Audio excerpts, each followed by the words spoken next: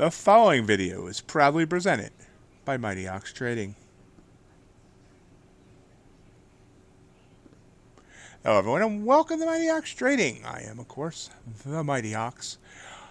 In this video we're going to go through the week that was in the prop firm world, the futures prop firm world. We don't care about Forex here. Full disclaimer, this video is coming out on Monday. It was supposed to come out on Sunday. Well, technically I thought I'll get it done on Saturday and didn't.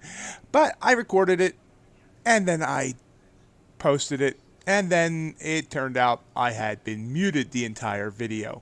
So now this is coming out Monday morning, late morning-ish.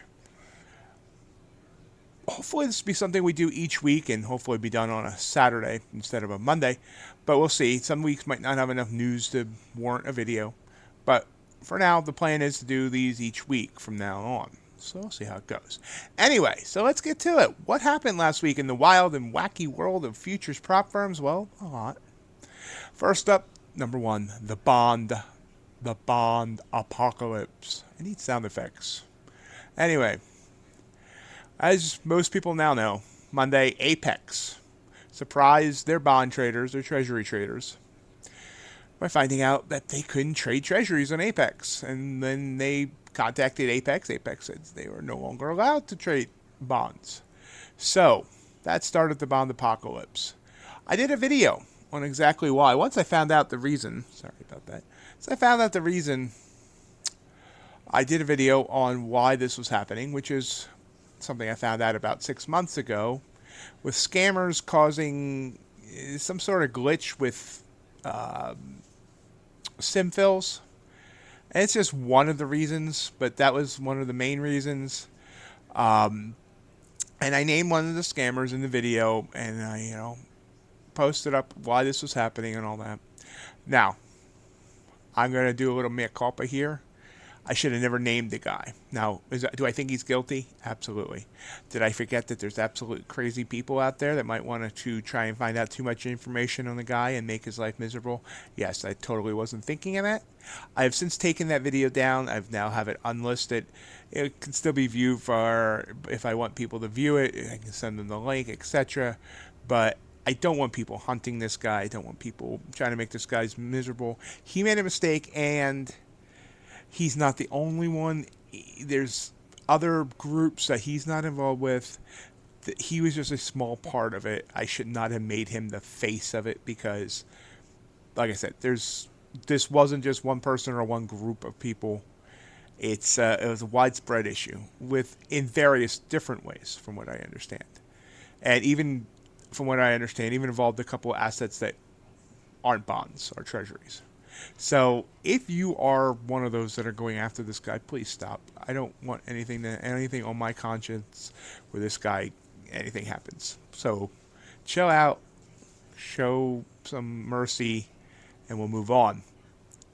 So anyway, multiple firms started to ban the treasuries after this, including Flexi Trade, My Funded Futures, Fast Track Trading, Tradeify, Tick Tick Trader. I think that's it. Top Step said they are going to continue to allow bonds, but they are also banning some individual traders. So I don't know, I don't know if they're finding legitimate issues or if they're. I think some people are unfortunately getting taken out here as collateral damage, and it's a shame. But there are still some safe havens at this point. I know Earn a Trade's still allowing all bond traders. From what I've heard, they haven't done anything. Legends, Take Profit Trader, Phoenix, Alpha, the Trading Pit, One Up, Perdia, all have said nothing about banning bonds. So that is the bond apocalypse. It'd be interesting to see how this continues to go. What I found interesting was that a couple of those firms that did ban treasuries, at first they said they're going to investigate, and they did not ban right away, like a couple of firms did. And they seem to have found whatever they found something to then make the decision to ban. So hopefully, this is temporary bans and treasuries come back, because I know there are a small subset of people that love trading treasuries and legitimately trade them. hopefully, those people can move forward in the prop world, and it will be okay for them to trade. So that's the bond apocalypse. Let's move on. Let's move on to some individual prop news. My funded futures. This week, they have announced that they've onboarded Plaid. That is, if you've ever connected your bank account to various things, it's ACH, I guess, and it moves funds pretty fast. That's another way to pay. I don't know if they're going to be using that to pay people as well, but if they do, that'd be good too. But right now, you can get paid very, very quickly by Rise. It's absolutely wonderful, fastest payouts. And then Take Profit Trader. They also announced a new Starter Plus account. That'll be released on the 1st. We can take a look at that here quick. You can see the Starter Plus here versus the Starter. We'll do a video on this sometime this week. You can see the $120 price point. They said they're going to have this for the month of October and then review whether or not they want to keep it or not. The first week's going to be 20% off. So I forget what 20% of 120 is. I think it's 100. It comes to 100. Sounds right. Anyway, what's different between this and the Starter? Let's just compare the 50K real quick. You see $2,000 drawdown on the 50K here versus $2,500 on the regular Starter. But do you like to trade T1 news? There's a news rule in the regular Starter that says you can't trade for, I think, 2 minutes before, 2 minutes after. Here, that news rule is removed both in the eval and funded. You can trade news all you want if that's your gig. The other difference, consistency rules. In the regular Starter, there is no consistency in the eval, but there's a 40% consistency in funded. Here, it's kind of reversed.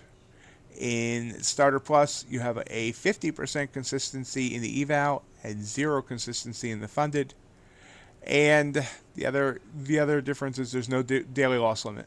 Now, the daily loss limit on this regular Starter doesn't fail you, but here there's none at all. Basically, if you want to look at these, compare these two plans on Top Step, it's almost the exact copy of Top Step's plans. Top Step is good plans. I don't blame someone for copying them. So these are the Starter Pluses that's going to be coming out, be available on the 1st, to be 20% off for the first week. After that, you see the prices, $120, $200, $300. No funded setup fee. Like I said, we'll do another video on these later this week. So, Fast Track Trading. What did they got going on? Well, they say credit cards are coming this week, so it'll be interesting to see. They said that for a while, then they said, we have no interest in getting credit cards. Now it seems like they say they're getting credit cards again. We heard it from both Scott and by Sage. First I heard Tuesday, then I heard Wednesday or Thursday. You notice I have a question mark there, so we'll just see whether it happens. Next up, though, a new flipping rule. Now, before you could get your profit in and then flip your rest of your days by opening and closing a micro, like you can in some other firms. Apparently, they're going to change that now. You can see here, Scott said here on Saturday night, he put up a poll, not really a poll, but he asked people's thoughts. It's either flipping or a 30% consistency and a 25% price increase. You can't have both. Which one? Now, I think most people are going to pick the, flipping over increased prices. That said, I think increased prices will hurt Fast Track with more and more firms coming out with direct to funded. We'll talk about that here shortly as well. But 25% price increase would put them as one of the most expensive options out there for anything. So, I have a feeling they're going to take away flipping. Now, what does that mean? I don't know exactly, but here you can see Scott's pretty adamant. This was also posted on Saturday or Sunday, I forget. Just giving you a heads up. The new flipping guidelines are coming soon, and I like to make something clear, and I speak on behalf of my whole team. We don't care if you like them or not. The new guidelines are not negotiable. The new rules won't affect your payout if you have one pending. If you annoy my staff with your complaining, it's a free ban and account forfeiture. Happy Saturday. So, definitely flipping rule coming. It just, we don't know what that is. It might just, I don't know. So be on the lookout for that. If you already have a payout request in, you're obviously you're not going to be. He says you're not going to be affected by it. It's only going forward. So we'll have to see with that. We'll cover that next week if there's been a decision. Also, they're still about 2 weeks to 17 days behind on payouts or payout requests. They did say it'd be catching up on that, and that automation is coming. Right now, they do everything by hand. Say automation should be coming this week or next, so we'll keep an eye on that. Next up, Traderify. There's a new dashboard for traders. I think mostly for funded traders, but I'm not sure. I don't actually have a Traderify account just because I'm at capacity on the accounts. So I can't see what this looks like compared to the old one. I can't show you anything. But Traderify, definitely a great new up-and-coming firm, also offering the direct-to-funded or instant funding. We need to come up with a term for that we need to stick with. Instant funding, direct-to-funding, straight-to-funding. We'll see. Anyway, I definitely recommend you check out Traderify. And Fideas, and you notice I finally found out how to pronounce that correct, Fideas. They have a 10K competition coming up. Starting October 1st, here is the details on that. 10K drawdown account. You can win an account that has $10,000 drawdown. And I know you all love the big drawdowns, but you can see, the top 10 all win accounts. Top 10%, excluding the top 10, get a 70% discount code, and everybody gets at least a 30% discount code. Fideas is a newer firm. They've been around now about 6 months now. I like them. I like working with them. As a matter of fact, my live streams are now Fideas Thursdays, where I just trade their accounts on Thursdays. I would trade their account more, but I just don't have the time. But definitely interesting competition. It's like $20 to join. You can trade up to 25 E-mini contracts.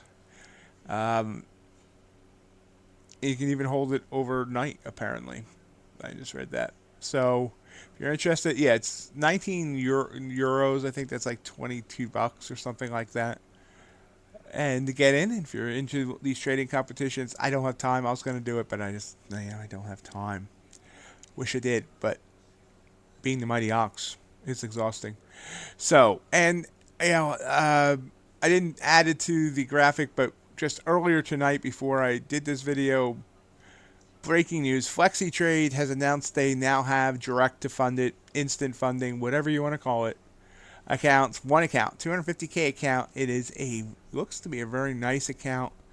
250K, $7,500 in drawdown, I think. I got it looked.